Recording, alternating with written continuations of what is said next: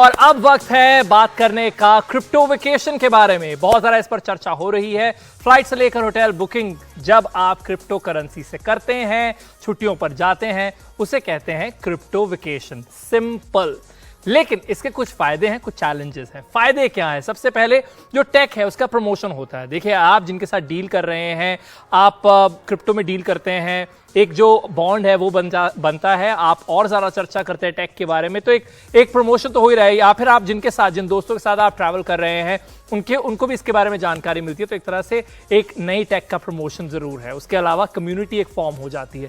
आपको उन सेटअप्स, उन कंपनीज, उन जो स्टार्टअप्स हैं उनके बारे में पता लगता है जो क्रिप्टो वेकेशन में इन्वॉल्व है, तो एक नई तरीके की कम्युनिटी फॉर्म होती है। उसके अलावा एसेट का असल जिंदगी में इस्तेमाल जो है वो करने का मौका आपको मिल जाता है। यानी ऐसा नहीं कि एक बार कुछ खरीदा फिर उसे रखा और 4-5 साल तक रखा रहने दिया। आप अपने एसेट्स का, अपनी क्रिप्टो करेंसी का सही मायने में एक असल जिंदगी में इस्तेमाल भी कर रहे हैं। लेकिन इसकी कुछ चुनौतियां हैं।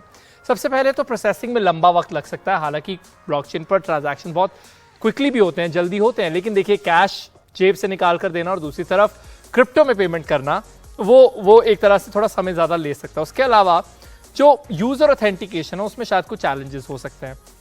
जिसके साथ आप डील कर रहे हैं क्रिप्टो में, अगर आप उनकी पूरी आइडेंटिटी को नहीं जानते तो एक तरह से रिस्की काम हो सकता है। उसके अलावा एक बड़ा फैक्टर ये भी है कि एनोनिमिटी, यानी अपनी पहचान को सीक्रेट रखना, ये एक बहुत बड़ा फीचर है जो आपको ब्लॉकचेन देता है, क्रिप्टो करेंसी देता है।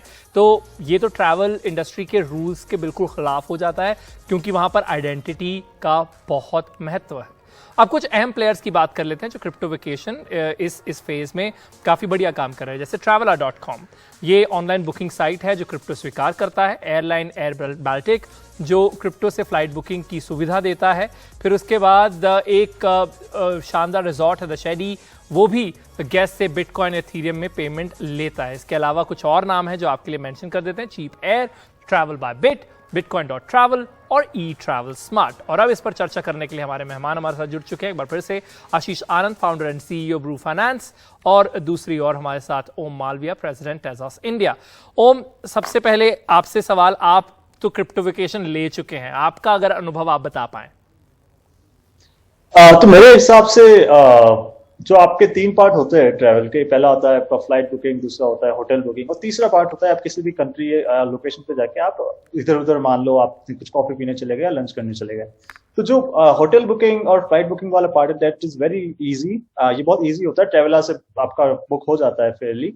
और फिर आप वहां पे, आपको जो नॉर्मल लोकल जगह पे जो स्पेंड करना होता है कॉफी वगैरह इन चीजों के लिए, वहां पे थोड़ी सी दिक्कत आती है।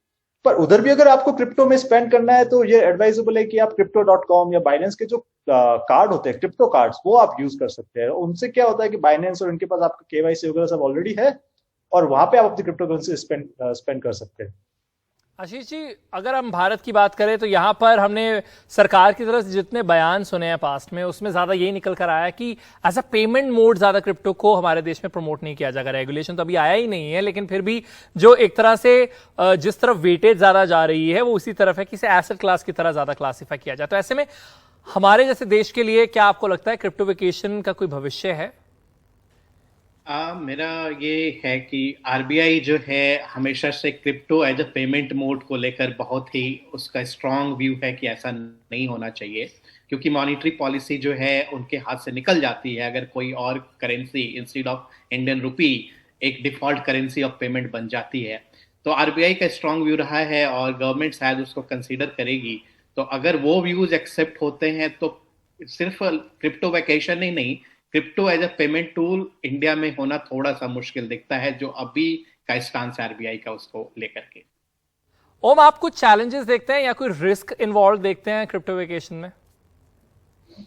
क्रिप्टो वेकेशंस में मैं गवर्नमेंट के हिसाब से नहीं बोल सकता, बट यूजुअली जो भी आप अगर जो पॉपुलर साइट्स है वहां पे जाए तो वहां पे आपका प्रॉपर डेटा वगैरह लिया जाता है, आपका नाम वगैरह आपको सब देना पड़ता है, कहाँ से आप आ रहे हैं, कहाँ से जा रहे हैं। और दूसरी जगह अगर आप मान लो अपने होटल बुक किया तो वहां पे आपको अपनी आइडेंटिटी एनीवेज देनी पड़ेगी। तो ऑन लेट्स से क्या कहते हैं, केवाईसी साइड इतनी मेरे को दिक्कत नहीं लगती है।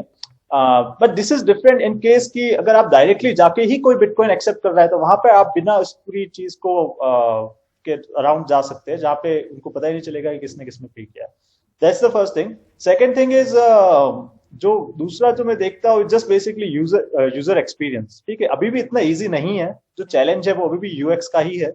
और बाकी उसके अलावा वो क्रिप्टो कंपनीज जो भी प्लेटफॉर्म्स है, वो उनकी ड्यूटी है कि वो किस हिसाब से अपने आप को रेगुलेट कर रहे हैं, वो किसी और कौन सी कंट्रीज में रजिस्टर्ड है, किस हिसाब से वो अपना पेमेंट गेटवे बैकएंड पे संभाल रहे हैं कि क्रिप्टो का पेमेंट है वो कैसे कौन सी करेंसी में कन्वर्ट करके ले रहे हैं, वो उनके हिसाब की डील है। इंडिया में इसका फ्यूचर ऑफ कोर्स, जैसा आनंद भाई साहब ने बताया कि इंडिया में इसका फ्यूचर बहुत बहुत टाइम लगेगा, बट बाहर की कंट्रीज में ऑलरेडी ये हो रहा है, बट स्टिल इतना सीमलेस नहीं है। तो क्योंकि हमने कंपनियों का उदाहरण दिया, तो कंट्रीज में भी अगर उदाहरण देना हो तो देखिए एल साल्वाडोर सबसे ज्यादा कंफर्टेबल है क्रिप्टो वेकेशन के लिए। उसका कारण देने की भी जरूरत नहीं है, क्योंकि कारण ये है कि वो क्रिप्टो करेंसी को अपनी करेंसी की तौर पर एक्सेप्ट कर चुके हैं। बहुत बहुत शुक्रिया आप दोनों का हमारे साथ चर्चा में जुड़ने के लिए। इसी के साथ ही फिलहाल ये शो यहीं पर खत्म होता है। मेरा नाम है अरुण सिंह, मेरी ओर से अलविदा।